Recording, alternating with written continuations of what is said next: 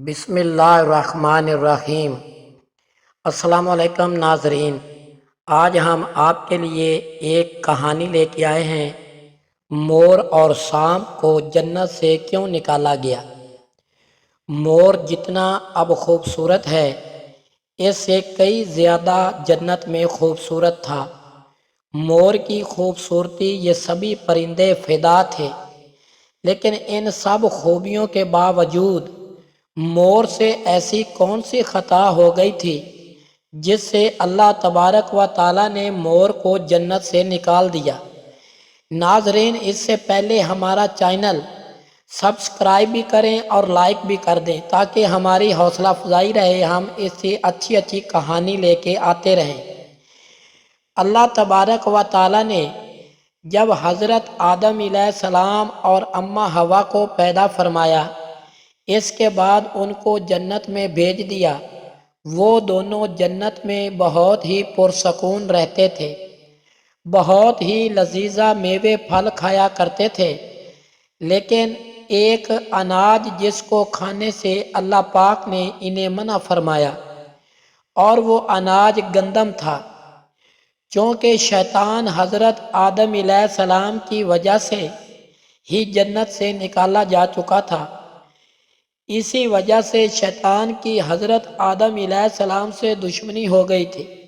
شیطان یہ جانتا تھا کہ وہ کسی بھی طرح حضرت آدم علیہ السلام کو جنت سے نکال دے اور ساتھ میں اماں حوا کو بھی جنت سے نکال دے۔ جب شیطان کو یہ خبر ہوئی کہ حضرت آدم علیہ السلام کو تمام میوے کھانے کی اجازت ہے لیکن گندم کی اجازت نہیں ہے، تو شیطان انتقام کی آگ دل میں لیے جنت کے دروازے کے پاس بیٹھ گیا اور 300 سال تک وہاں پر بیٹھا رہا کہ کوئی جنت کے دروازے سے باہر آئے اور شیطان اس سے بات کر سکے۔ ایک دن اچانک سے مور جنت سے باہر آ گیا۔ شیطان اس کو دیکھتے ہی بہت خوش ہو گیا۔ شیطان نے پوچھا، اے خوبصورت پرندے، تم کون ہو؟ مور بولا، میں مور ہوں، اب تم اپنا تعارف کرواؤ۔ شیطان نے جواب دیا کہ میں عالم کروبیہ کا ایک فرشتہ ہوں، میں اللہ پاک کی عبادت سے ایک پل بھی غافل نہیں ہوں، میں چاہتا ہوں کہ میں جنت میں جاؤں، وہاں کی نعمتوں کا اپنی آنکھوں سے مشاہدہ کروں۔ شیطان مور سے کہنے لگا کہ تم مجھے جنت کے اندر لے جاؤ، میں تمہیں 3 ایسے باتیں بتاؤں گا جس سے تمہیں ابدی زندگی حاصل ہو جائے گی، تمہیں بڑھاپا اور بیماری نہیں آئے گی، تم ہمیشہ جنت میں ہی رہو گے۔ شیطان کی یہ باتیں سن کر لالچ میں آ کر مور نے کہا کہ مجھ میں تو اتنی طاقت نہیں ہے کہ میں تمہیں جنت کے اندر لے جاؤں، لیکن ایک سانپ میرا دوست ہے، وہ شاید تمہاری مدد کر سکے۔ یہ کہہ کر مور سانپ کے پاس آیا، اس کو ساری بات بتائی۔ سانپ میں شیطان کی باتوں سے بہت خوش ہو گیا، پھر شیطان کو اپنے منہ میں چھپا کر جنت میں داخل ہو گیا، اور یوں شیطان اپنے چال میں کامیاب ہو گیا۔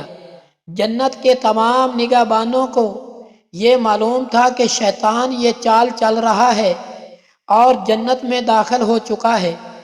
فرشتے شیطان کو جنت سے نکالنے لگے، تب ہی اللہ پاک کا حکم ہوا کہ اس کو ابھی تک جنت میں ہی رہنے دیا جائے۔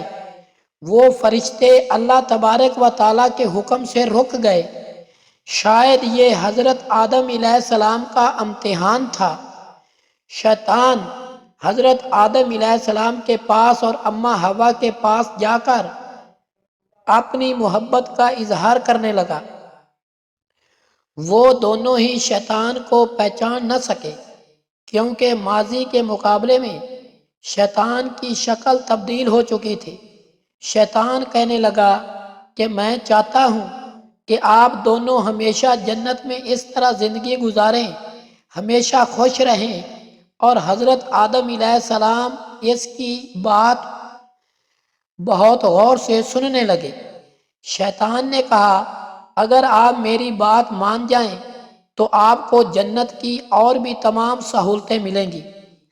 حضرت آدم علیہ السلام شیطان کے بہکاوے میں آ کر کہنے لگے کہ یہ کس طرح ممکن ہے؟ شیطان کہنے لگا ایک گندم کا دانہ اگر آپ دونوں چکھ لیں تو آپ کو ابدی حیات حاصل ہو جائے گی اور آپ جنت میں ہی رہیں گے۔ یہ بات سن کر حضرت آدم علیہ السلام کے دل میں رجحان پیدا ہوا، لیکن ان کے دل میں اللہ کی نافرمانی کا خوف غالب آ گیا۔ جبکہ اماں حوا شیطان کی باتوں میں آ گئی، جس پر اماں حوا نے حضرت آدم علیہ السلام کو راضی کر لیا۔ پھر اس کے بعد ان دونوں نے اس گندم کے دانے کو چکھ لیا۔ جیسے ہی گندم کا دانہ ان کے اندر گیا تو دونوں کے سطر واضح ہو گئے، جس کے بعد دونوں اپنے سطر سے چھپانے لگے اور خوف خدا سے کانپنے لگے۔ اس دوران اللہ تبارک و تعالیٰ نے فرشتوں کو یہ حکم دیا کہ حضرت آدم علیہ السلام اور اماں حوا دونوں کو زمین پر اتار دو۔ حضرت آدم علیہ السلام کو سری لنکا کے قریب نیچے زمین پہ بھیج دیا، جبکہ اماں حوا کو جدہ کی سرزمین پر اتار دیا گیا۔